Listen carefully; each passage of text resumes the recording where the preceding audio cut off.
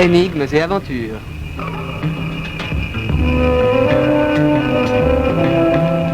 Pour ceux qui l'auraient oublié, rappelons qu'octobre est traditionnellement le mois suisse. L'automne étant cette année dominé par la personnalité du commissaire Maigret. Nous avons choisi un autre classique, radiophonique et helvétique. Celui-ci, pour ce soir et pour les dimanches qui suivent, Roland Durtal. Sa première enquête, c'était en 1946.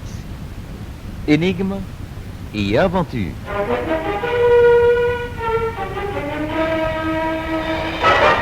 Une pièce policière de Marcel de Carlini, La goutte de sang.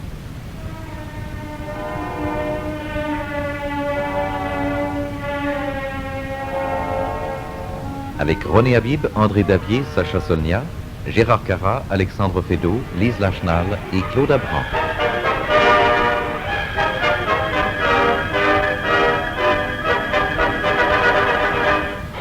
Assistant Michel Goulet, mise en onde William Jacques. La goutte de sang.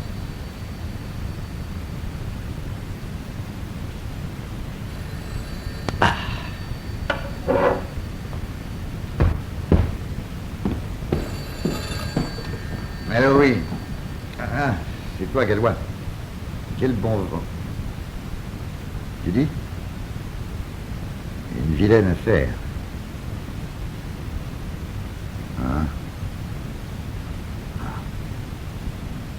Mais commandant, mon Dieu, viens quand tu voudras. Tout de suite, si tu veux. Très bien, tout à l'heure. Allons, bon, une visite maintenant. Entrez! Monsieur Durtal, c'est enfin une sorte de mécano qui voudrait vous voir. Il dit qu'il vous connaît. Ah oui, c'est certainement Picoche. Eh bien, faites-le entrer. Bon, mais vous aviez dit que vous ne vouliez pas être dérangé. Oui, alors- vous savez, maintenant, je crois que ma tranquillité est bien compromise. Picoche d'abord, et puis Gallois. Ah, justement, Marie, un monsieur va venir, l'inspecteur Gallois. Quand il sera là, faites-le entrer tout de suite, c'est urgent. Bien, monsieur. Alors on peut rentrer, oui ou non? Oui. Puisque je vous dis que monsieur Durtal me connaît. Eh oui, entre, mon vieux Picoche. Entre Donc, donc. monsieur Durtal, Bonjour. je vous dérange pas trop? Si je te disais non, je mentirais. Et si je te disais oui, ça serait pas gentil. Alors je préfère te dire que je suis content de te voir. Tiens, assieds-toi là. Une petite goutte de quelque chose? Ah ben pas de refus. Hein. Je suis venu en moto, il y a une vache de Chrysler qui voulait pas me laisser passer. Ah bon? J'ai bouffé de la poussière sur 10 km. Tiens, Merci. À la bonne vôtre. Hein. adieu. Eh ben, c'est rien battre chez vous, dit. Masse de tapis, alors. Et de tableaux. Et ces fauteuils, on doit pouvoir y roupiller comme dans un plumard. Hein.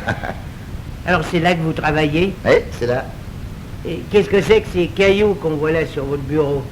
Si je te réponds que ce sont des éclats de pierre du paléolithique inférieur, tu comprendrais? Copwick. Bon, alors disons que ce sont les pointes de flèches et les haches dont se servaient les hommes qui vivaient du temps du mammouth. Non. Et c'est avec ça qu'ils descendaient les mammouths? Ils ne devaient pas en tuer beaucoup. Hein. Tu as du flair, Picoche. Quand tu es arrivé, j'étais précisément en train de prouver par A plus B qu'ils ne s'en servaient pas pour cela, mais que ces silex sont admirablement taillés pour dépecer, désarticuler et disséquer même des animaux de taille moyenne. J'en ai même fait l'expérience, pas plus tard qu'hier, sur un veau.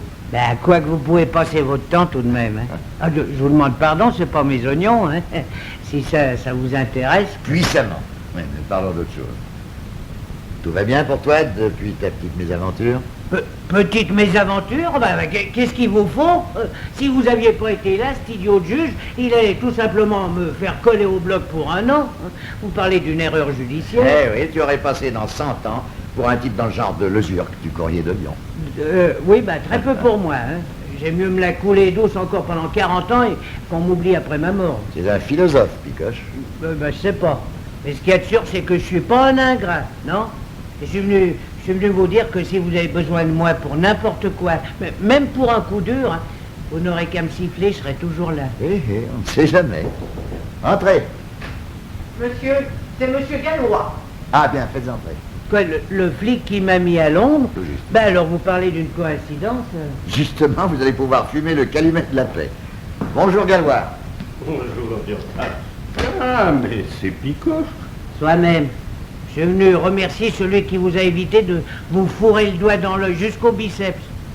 Vous pourrez en faire autant, ça vous arrachera pas la langue. Et qui est-ce qui te dit que je ne l'ai pas fait depuis longtemps? Alors, allons, Picoche, sois raisonnable. Monsieur Gallois était aussi embêté que toi, tu sais.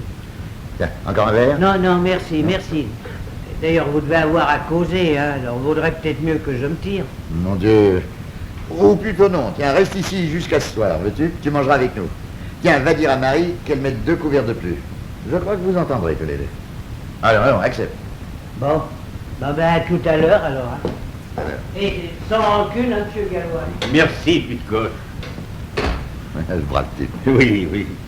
Et une veine que tu te sois trouvé là pour le tirer de ce mauvais pas. Il ne me serait jamais pardonné sa condamnation. N'en parlons plus. Dis-moi plutôt ce qui t'amène.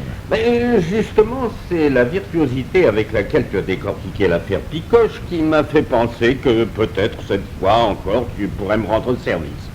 Seulement aujourd'hui, c'est plus grave. Dans l'affaire Picoche, il s'agissait d'un vol. Maintenant, il s'agit d'un assassinat. Ah, D'un assassinat qui pourrait bien, lui aussi, se terminer en erreur judiciaire. et tu as pensé que pour sauver un innocent, ton ami Roland Durtal allait laisser de côté ses recherches ethnographiques et son ouvrage sur la chasse dans la préhistoire. C'est très gentil, mais je refuse. Non, laisse-moi tout de même te soumettre l'affaire. Comme dans l'affaire Picoche, hein, pour me mettre en appétit. Et après. D'ailleurs, tu n'auras peut-être pas besoin de te déplacer. Ah, ça m'étonnerait, ça. Allez, en route, raconte. Ah, tu acceptes. Bon. Eh bien, voilà. Un crime vient d'être commis dans la propriété de Gordier, l'industriel. Le fabricant de produits chimiques? Lui-même, tu connais? Vaguement, oui, continue. Il réunit chaque année dans sa maison de campagne quelques amis, quelques invités pour la chasse. Or, l'un d'eux a été trouvé il y a 3 jours dans une clairière, la tête fracassée, au moyen, l'enquête l'a établi, au moyen d'une barre de fer un peu semblable à celle dont on sert comme piquet de tente. Cette barre a été retrouvée dans la masure d'une espèce d'homme des bois, sorte de Quasimodo, presque idiot et en tout cas muet, que Gordier, qui est un original, supporte dans sa propriété, parce qu'il le trouve d'une laideur exceptionnelle. Ah bon? Les traces de sang relevées sur cette barre ont été analysées. Il s'agit bien du sang de la victime. Dis-moi, Gallois, c'est à plaisir que tu me contes une histoire aussi banale. Parce que jusqu'à présent, tu voudrais faire guillotiner cet idiot de village que tu ne t'y prendrais pas autrement. Et tout à l'heure, tu m'accuseras d'embrouiller l'affaire à plaisir. Oui, elle semblait, je le reconnais, d'une clarté aveuglante, d'autant que le Quasimodo en question, il s'appelle Torion, Antoine Torion, a disparu depuis le jour du crime. Donc, lorsque je me suis présenté là-bas, l'avis de toutes les personnes présentes était formel. Pour Gordier, pour sa femme, pour ses invités, c'était bien Torion qui avait tué Pierre Gallet pour le dévaliser. Un instant. Quelle était la situation sociale de ce pauvre type? Je parle de la victime, évidemment. Ah oui, pauvre type, quant à sa fin dernière. Pour le reste, il doit bien laisser une bonne centaine de millions gagnés aux colonies. Même en ce moment, ça fait une bonne pincée, comme dirait Picoche. Continue. Jusque-là, c'est simple. Tout s'est gâté quand j'ai constaté que la barre de fer, arme du crime, ne présentait pas l'ombre d'une empreinte digitale. Pas la moindre trace d'une palmaire, par exemple. Bien. Mais comment cet innocent aurait-il eu l'idée d'essuyer les empreintes et pas le sang? C'est justement ce que je me suis dit immédiatement. Et c'est alors que j'ai commis une faute, qui n'en est peut-être pas une après tout. J'ai fait part à Gordier de cette découverte. Alors, changement à vue. C'est tout juste si je ne me suis pas fait traiter d'idiot. On a même menacé de téléphoner au garde des Sceaux si je continuais à faire le zouave. J'aime pas ça du tout. Je comprends. Tu penses qu'on a intérêt à ce que cet homme des bois, enfin ce Torion, soit convaincu du crime, même s'il est innocent. Là, j'ai pas dit ça. Tu vas vite en besogne, mon vieux. Tu vas même un peu fort. Mais non, mon vieux. Poser les éléments d'un problème n'implique pas qu'on ait dans sa tête la solution toute prête. Tandis que rejeter certains d'entre eux de propos délibérés, c'est se priver d'avance de puissants moyens d'investigation. Tu as peut-être raison. Mais nous, tu sais, il y a des chemins où nous sommes obligés de nous engager sur la pointe des pieds. Là, maintenant, il y a autre chose. L'après-midi même du crime, Gordier lança un défi à ses invités. Il s'agissait de dépecer sur place les lièvres qu'on venait de tuer. Ben, Tout le monde se prêta au jeu, sauf Madame Gordier, qui protesta contre cette boucherie. Il paraît que Gordier riait à gorge déployée en voyant la maladresse avec laquelle ses invités essayaient de dépecer le produit de leur chasse. Après quoi, bien entendu, il leur fit une démonstration de son habileté dans ce domaine. Oui, cette scène n'a peut-être aucun rapport avec le crime. moi, je n'en suis pas si sûr que toi. Hein? Comment? Tu vois déjà quelque chose dans cette comédie? Oui, mais trop long à t'expliquer en ce moment. Mais tu as raison, cette affaire est étrange. Un mot encore, un seul, et je te dirai si j'accepte. Quelle était l'attitude, disons, sentimentale de Pierre Gallet à l'égard de Madame Gordier? Parce que tu peux avoir d'imagination tout de Ben, même. il en faut. Pas trop sans doute, mais il en faut. Allez, réponds. Oh mon Dieu, il lui faisait bien un peu la cour. Mais tous les invités mâles de Gordier en faisaient autant, alors. Tout de même, l'un d'eux m'a dit qu'il y avait dans l'attitude de Gallet quelque chose de condescendant. Oui, c'est tout juste s'il ne traitait pas la femme de son hôte par-dessous la jambe. Ouais, tout ça commence à devenir assez clair. Hein? Ah, tu ne vas pas me dire que tu connais déjà le coupable. Alors là, c'est toi maintenant qui vas vite en besogne. Non, vieux, non. Mais tu connais, enfin tu devrais connaître plutôt, la triple formule d'une enquête policière. Le moyen, l'occasion, le motif. Bon, nous connaissons le moyen. L'occasion, elle se dessine. Quand nous aurons le motif, nous aurons le coupable. Mais ne perdons pas de temps, je pars avec toi. Car il faut partir tout de suite, tu sais, il n'y a pas de temps à perdre. Tu me présenteras, tiens, comme un modeste préparateur de l'identité. Ah oui, et puis tout à coup, tu leur feras un petit cours sur l'ethnographie et tout sera fichu parfait. Mais justement, ce sera drôle. Et puis entre nous, un peu d'inquiétude dans le cœur du coupable ne fera pas mal dans le paysage. Nicole, arrive un peu par ici. Voilà. Comment, tu manges déjà, toi? Vous aspinez, vous avez les crocs, je l'ai dit à Marie. Elle m'a fait un sandwich, elle m'a versé un canon de rouge, Bon, voilà. eh ben, tu peux te vanter d'avoir fait la conquête de Marie, toi. Donc, tu as mangé. C'est pas bien, parce que tu pars avec nous. Alors, voilà le programme des réjouissances. Gallois, tu as ta voiture? Oui. Bien. Jusqu'à la maison des Gordiers, toi, Picoche, tu nous suis à motocyclette. Hum. Au village, tu la gares à l'auberge. Tu montes dans la voiture et tu fonctionnes comme chauffeur. Et n'oublie pas, à partir de ce moment-là, tu deviens le chauffeur de l'identité judiciaire. Quoi, une sorte de flic, alors? Bah, si tu veux. Non, mais alors, ce qu'il faut faire pour gagner son sandwich... Oui, mais l'identité n'a pas de chauffeur, c'est nous qui conduisons d'habitude. Peu importe, j'ai besoin de Picoche et j'ai pas le choix des moyens. Qu'est-ce que c'est? Monsieur, le dîner est prêt. Tant pis pour le dîner, nous partons. Oh, moi qui vous avais préparé un joli poulet. Eh ben, mettez-le dans un panier. Le panier dans la voiture de Monsieur Gallois et nous le mangerons en route, votre poulet. Bien, monsieur. Ah ben, j'aurais bonne mine, moi, sur ma moto. Nous t'en laisserons toujours assez pour que tu puisses te restaurer à l'auberge du village en arrivant. Allez, en route.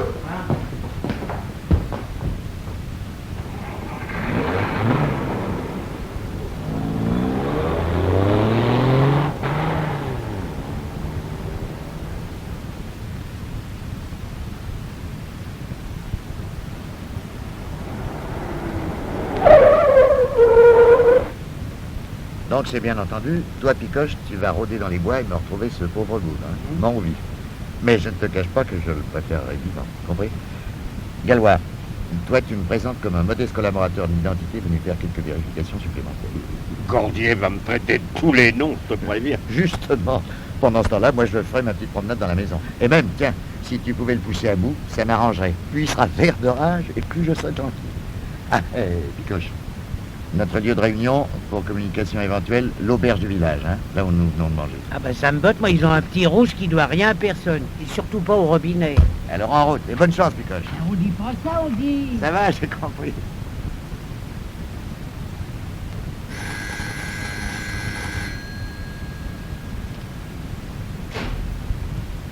Monsieur Gordier, s'il vous plaît, vous me reconnaissez, n'est-ce pas, inspecteur Gallois de la police judiciaire? Veuillez me suivre, monsieur. Vous aimez pas attendre, c'est bon signe. Que tu dis? Veuillez entrer ici, messieurs.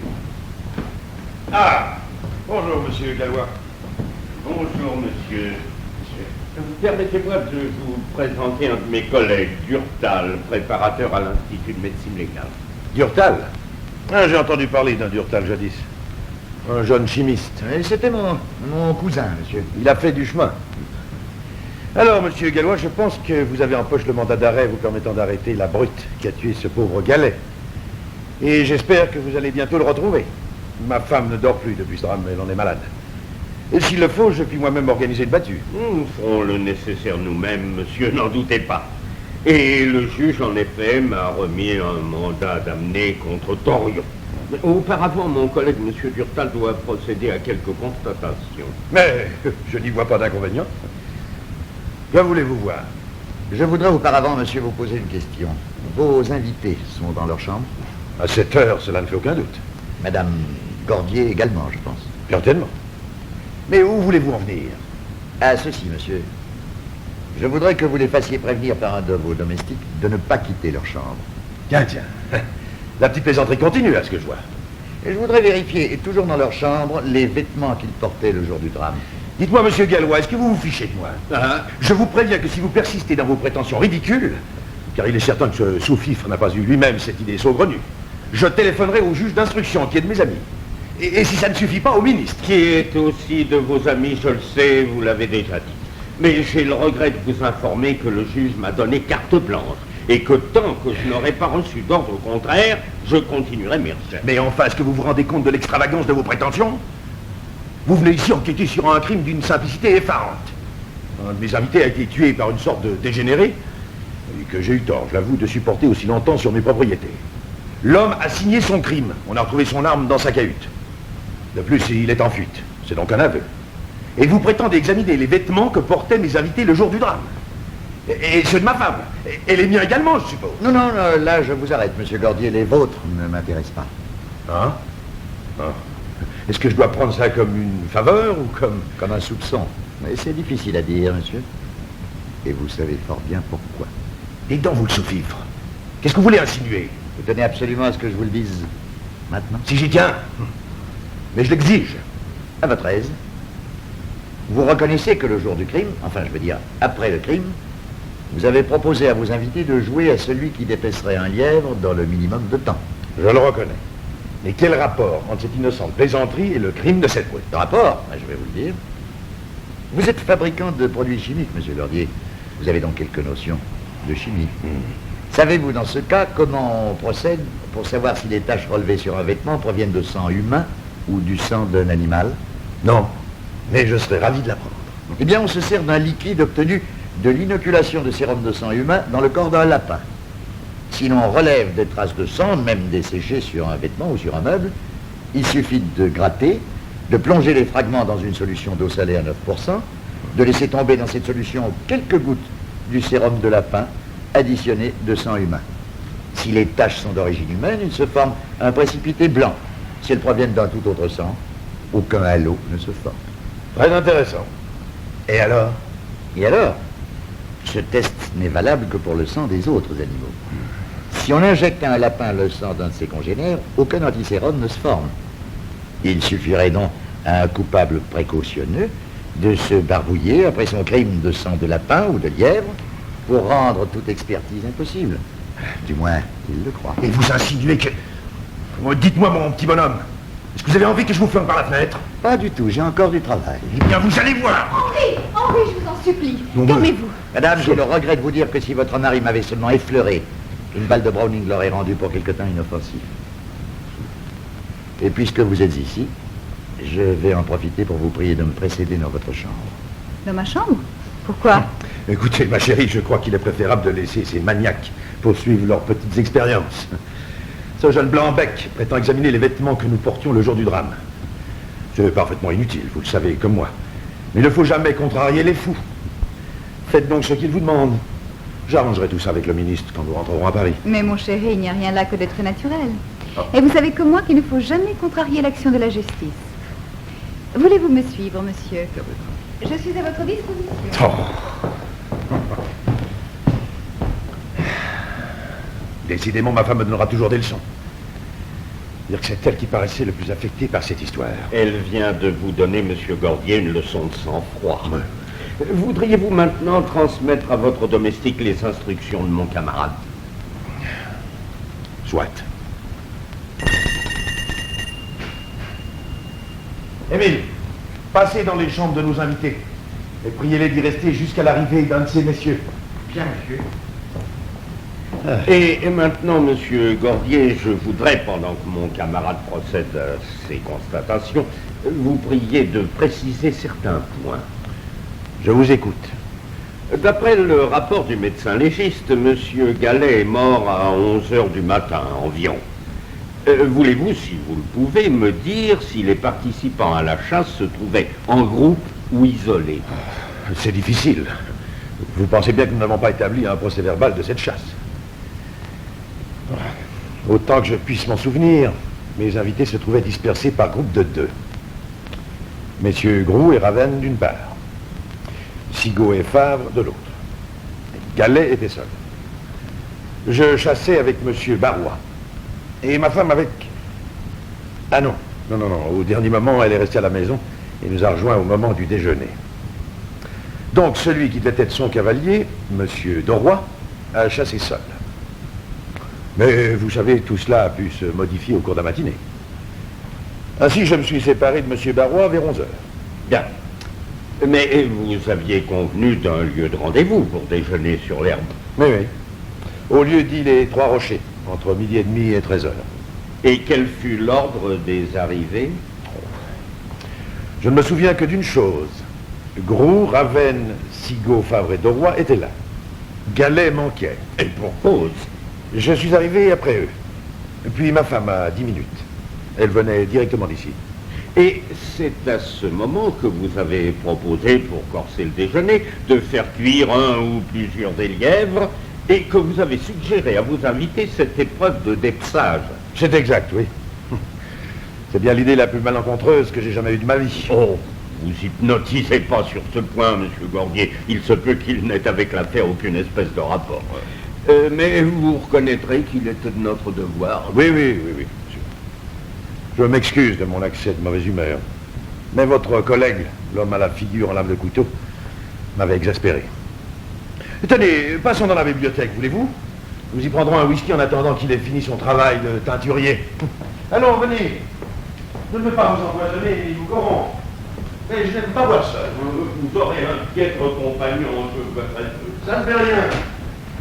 C'est une présence qu'il ne me faut pas nécessairement un buveur. Vous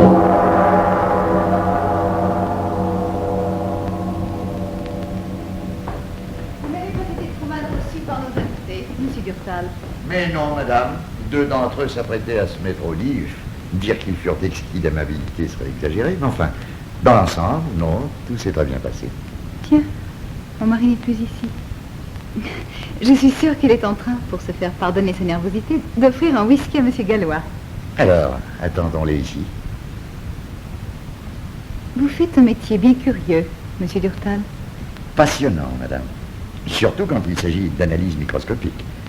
Les infiniment petits au service de la justice. Vous ne trouvez pas cela passionnant, vous? Si. Mais quand il s'agit du sang, c'est plus fort que moi, je me rétracte. À un degré différent, il produit également un curieux effet sur les hommes de laboratoire. Mais il les stimule, les pousse vers la solution. Songez donc qu'il faut d'abord s'assurer si l'on est bien en présence d'une vraie tache de sang. Oh, là, c'est encore aisé. Il suffit de laisser tomber sur elle une goutte d'un composé de benzidine et de peroxyde d'hydrogène. Si l'on est en présence de sang, une tache striée, bleue ou bleu-gris, se forme immédiatement. Et s'il s'agit d'un mouchoir qui a été lavé, par exemple? La benzidine décèle une tache de sang sur un mouchoir qui a été bouilli pendant des heures, madame. Et si la tache est très vieille? Des caillots sanguins observés sur des momies embaumées depuis 5000 années tournent au bleu de façon saisissante sous l'action de ce réactif. Mais vous dites que vous avez horreur du sang. J'imagine alors que vous n'avez pas participé à l'espèce de joute proposée par votre mari. Je ne l'aurais fait pour rien au monde. Hein? J'en déduis que vous vous êtes tenu à une distance respectueuse de l'endroit où ces bouchers improvisés travaillaient. Mais naturellement. Comment expliquez-vous alors qu'il y ait une tache assez large sur une de vos bottes? Il y a une tache de sang sur une de mes bottes? Je la vois encore comme je vous vois en ce moment. Mais je ne l'ai jamais vue, moi. Ah, dame, quand elle était fraîche, vous aviez bien d'autres choses en tête, n'est-ce pas? D'abord, il y a eu cette scène de dépeçage qui vous a sans doute impressionné. Et puis un peu plus tard, la nouvelle de l'assassinat de M. Gallet. Et ensuite, quand le sang s'est desséché, il a tourné au brun, comme toujours. Et vos bottes sont brunes.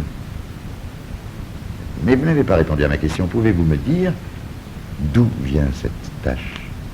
Je me suis fait une petite blessure ici, voyez, en voulant ouvrir le portail. Ma femme de chambre vous confirmera que je lui ai remis ce jour-là un mouchoir taché de sang.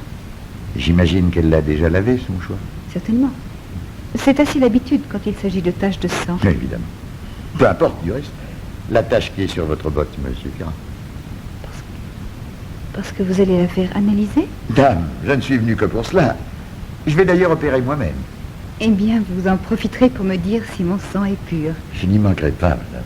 Parce que vous savez sans doute que même avec du sang desséché, on peut diagnostiquer une maladie. Enfin, certaines maladies, tout au moins. N'oubliez pas, monsieur, que mon mari est un peu du métier. Ah, c'est vrai. Et c'est toujours agréable, n'est-ce pas, de se trouver entre gens qui se comprennent de nous.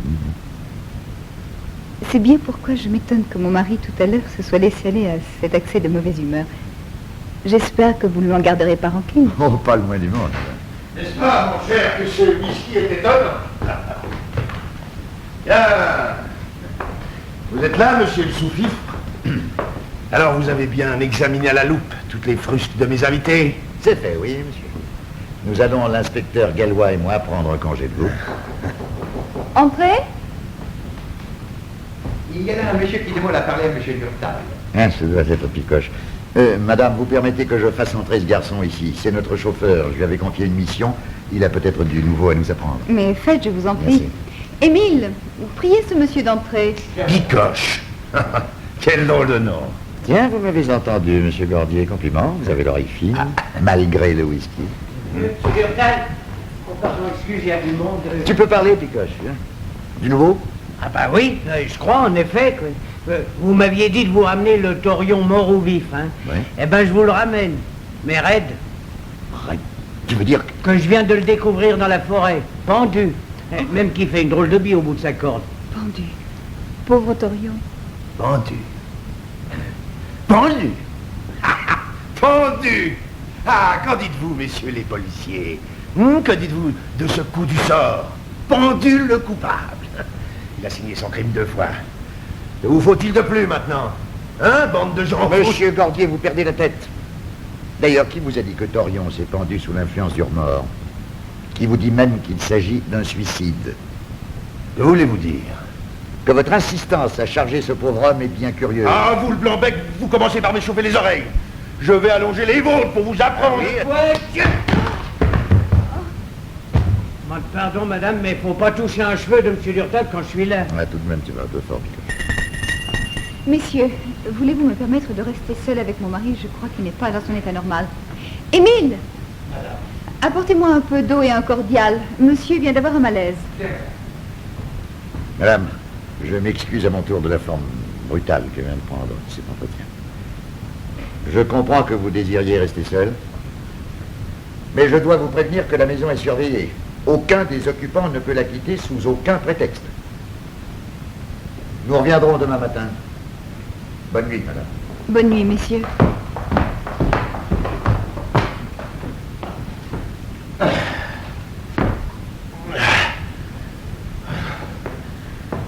Les salauds. Les salauds. Je les tuerai. Allons, allons. Étends-toi ici. Oui, comme ça. Le jeune, surtout. Avec ses yeux de braise. On dirait un sorcier.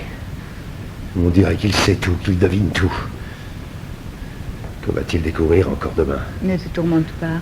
Essaie de dormir. Et toi? Dans la 3 nuits blanches que tu passes. Oh, moi. Je crois... Ouais. Je crois que je dormirai mieux après-demain. À moins que d'ici là... Allons, dors, mon pauvre grand. Dors.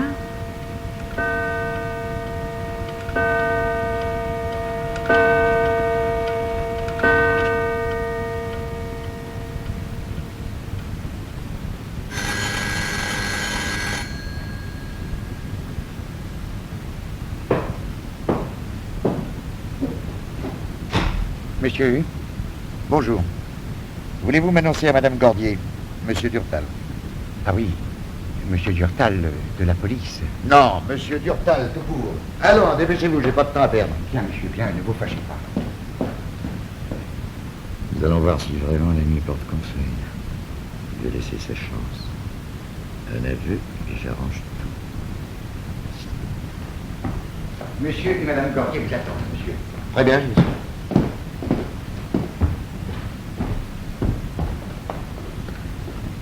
Bonjour, madame. Bonjour, monsieur Durtal. Monsieur. Bonjour. Vous êtes seul? Oui. Pour ce que je suis venu faire ce matin, la police officielle n'était pas nécessaire. Ah. Ah, parce que vous n'en faites pas partie? Non. Je m'en doutais un peu. Aussi n'ai-je pas joué longtemps la comédie, madame. Mais vous avez fini de parler comme des fakirs? Je puis me retirer si vous le désirez. Ce serait peut-être mieux, en effet. Ah. Bien. C'est moi qui te le demande, mon ami. Bien, bien. Je me retire. Je vous fais toutes mes excuses pour les sous-fifs que je vous ai servis, monsieur Durtal. Bon. Il n'y a pas qu'en chimie que vous avez du doigté. À tout à l'heure. À tout à l'heure.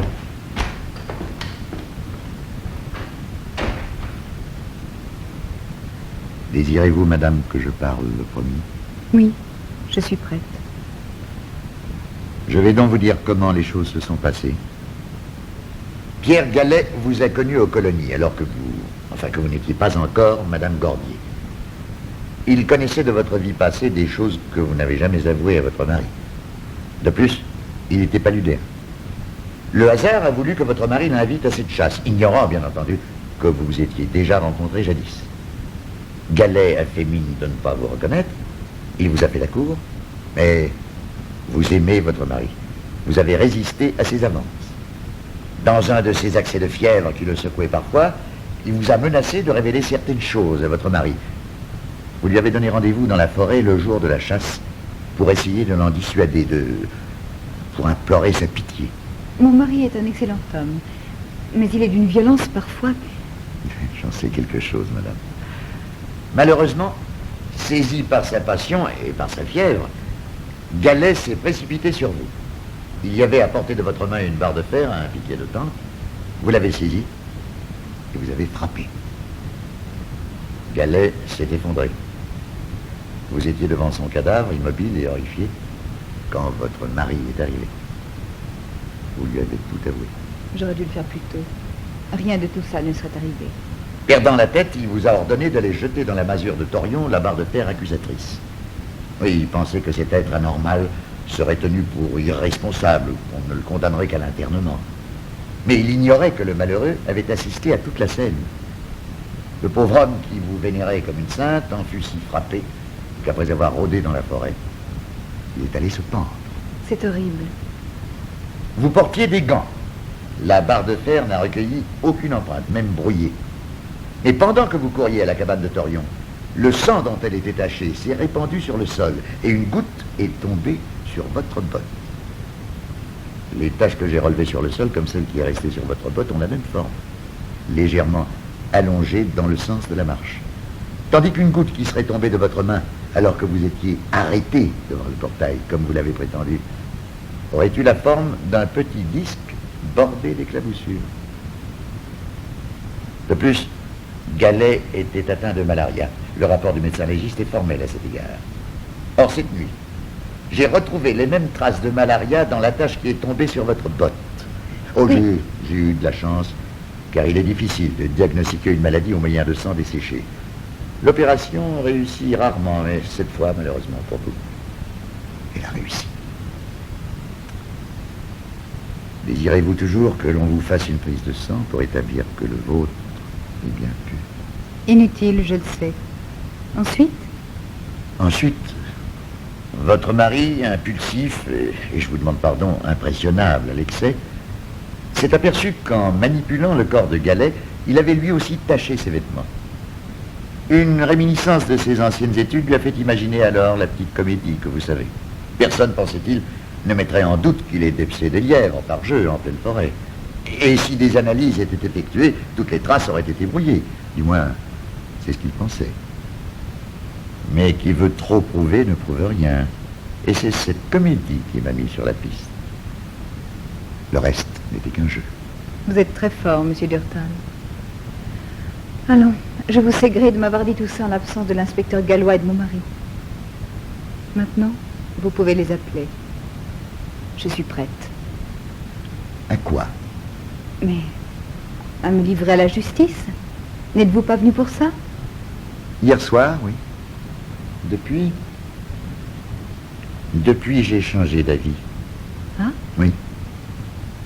Il m'est bien permis, n'est-ce pas, d'avoir mes petites idées à moi sur la justice, la société, le bien, le mal, toutes ces entités dont les hommes font un si beau salmigondis. Alors voilà. Cette enquête est la mienne. J'en dispose comme je l'entends. Que gagnera maintenant le pauvre Torion à votre condamnation à, disons, 2 ans de prison avec sursis pour coups et blessures ayant entraîné la mort? La légitime défense est facile à établir. Rien, n'est-ce pas? Il est mort. C'est avant qu'il fallait avoir pitié de lui. Son souvenir pèsera sur ma vie jusqu'à ma mort. Justement.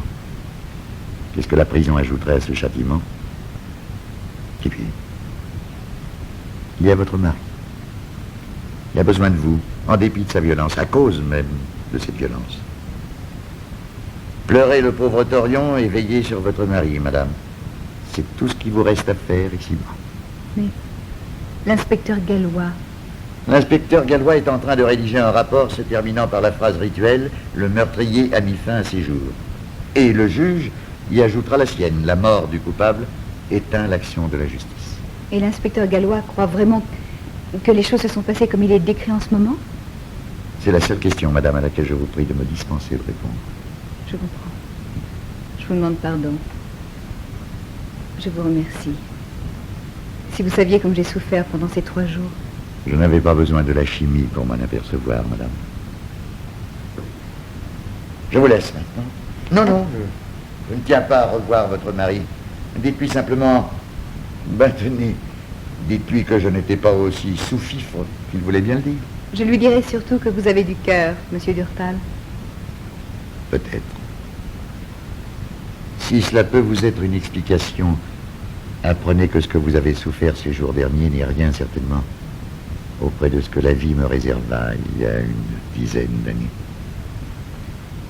Et c'est pourquoi j'ai quelques cheveux blancs. Adieu, madame. Non. Au revoir, monsieur Durtal. Alors, monsieur Durtal, on les met? On les met, comme tu dis, Picoche. Monsieur Gallois a terminé son rapport? Ah oui? Ah oui, c'est heureux parce que quand il écrit, celui-là, il n'est pas à prendre avec des pincettes. C'est pas tout ça, dit. Il y a un casse-croûte qui nous attend avant le départ. Eh ben, tu le mangeras, Picoche. J'ai pas faim. Sans blague. Dites, monsieur Durtal, vous me le montrerez, le microscope, où ce que vous avez miré le sang de la botte à la dame? Je vous ai vu toute la nuit travailler dessus. Tu commences à te passionner pour la microscopie, mon vieux Picoche?